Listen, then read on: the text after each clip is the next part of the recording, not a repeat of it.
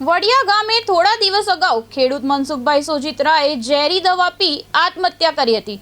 જ્યારે જમીનના પ્રશ્ને વધુ એક ખેડૂતે આત્મહત્યાની ચીમકી આપતા મામલો ચર્ચામાં આવ્યો છે। મૃતક ખેડૂતના બેસણામાં પહોંચેલા વિસાવદરના ધારાસભ્ય ગોપાલ ઇટાલિયા સમક્ષ જીવરાજભાઈ સોજીત્રાએ પોતાની જમીનના રસ્તા અંગેનો પ્રશ્ન રજૂ કર્યો હતો।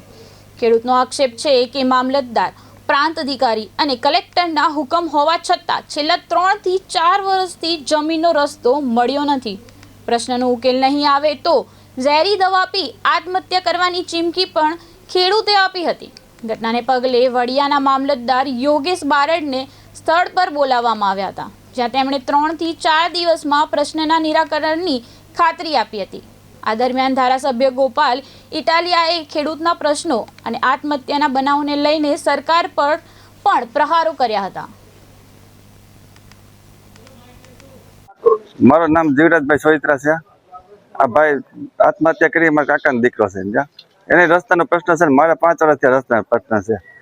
તો હું 2 હુકમ આવી ગયા તોય રસ્તો ખુલ્લો નહીં કોઈ દી। એટલે રસ્તો ક્યાં છે ને પ્રશ્ન શું છે? પ્રશ્ન રેલવેના ફાટકા છે, આડો ગનારું થઈ ગયું ને એટલે રસ્તો બંધ થઈ ગયો છે। તો હુકમ આવી ગયો 2 વખત, પણ રસ્તો ખુલ્લો જ નહીં। 5 વર્ષથી હેરાન થશું બધે જઈવો, બધા ભાજપના નેતા પાસે। તંત્રએ શું હુકમ કર્યું? એ કે આ થઈ જાય, તંત્રે હુકમ કર્યો રસ્તો ખુલ્લો કરવાનો। સરકાર કે સરકારી દિવાલ છે ને રેલવેની, એ કોણ અમે પડદી કે સરકાર પાડે તો થાય કે નહીં થાય। એ કહેવાય તમે કોર્ટમાં આવી જાઓ, કોર્ટમાં જાવ તો ત્યાં કેટલા બધા કેસ લેતા લાગે। રસ્તા વગર મારે શું દવા પીવી, શું કરવું હોય? મારો ભાઈ તો પી ગયો, મારે શું કરવું?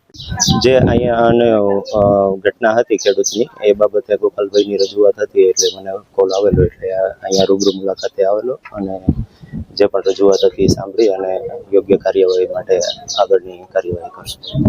હા, એ જે અગાઉ એક મામકોર્ટનો નિર્ણય આવેલો છે એને લાગુ કરવા બાબતે વાત થઈ છે અને જે અત્યારે જે આ ઘટના બનેલી છે એ બાબતે મામકોર્ટ અંતર્ગત જે કાર્યવાહી કરવાની થતી હશે એ લેવા માટે એ આપણે મામકોર્ટ અંતર્ગત કેસ દાખલ કરી અને આગળની કાર્યવાહી કરશું। અમરેલી જિલ્લાના વડિયા ગામના ખેડૂત મનસુખભાઈ સોજીત્રાએ 2 દિવસ પહેલા એક વિડીયો બનાવ્યો અને વિડીયોમાં એમણે એવું કહ્યું કે ભાજપના અમુક નેતાઓના ત્રાસના કારણે, ગુંડાગીર્દીના કારણે તેઓ હવે આત્મહત્યા કરે છે, એમ કહી એમણે આત્મહત્યા કરી અને આજે તેઓ આપણી વચ્ચે નથી। ત્યારબાદ પરિવારજનો, મનસુખભાઈના પરિવારજનો, સમાજના આગેવાનો અને બધાએ FIR લખાવવા વડિયા પોલીસ સ્ટેશન ગયા। વડિયા પોલીસે પણ સ્પષ્ટ રીતે ના પાડી કે ભાજપના નેતાનું નામ FIR માં નહીં લખીએ, કહેતા હોય તો કોઈ નાના મોટા આગેવાનોના નામ લખીએ, પણ જે આ આત્મહત્યા પાછળ જવાબદાર છે એમનું નામ નહીં લખીએ। આપણા અમરેલી જિલ્લાના વડિયામાં એક હિન્દુ ખેડૂત આત્મહત્યા કરે અને હિન્દુત્વના નામે ચાલતી આ આખી સરકાર